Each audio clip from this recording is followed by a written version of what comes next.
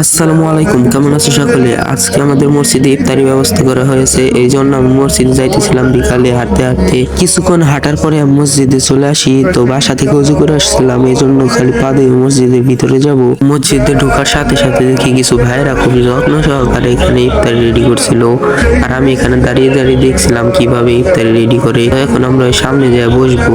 তো এখানে খুব বিশ্ব বাহিনী ছোট ভাইরা এখানে আগে থেকেই বসে আছিল। তো আমিও এখানে বসে পড়ি।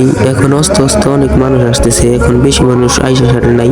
তো এখন ঘড়িতে দেখতে পাচ্ছেন কয়টা বাজে, আজান দেওয়ার প্রায় সময় হয়ে গেছে, 5:38 বাজে।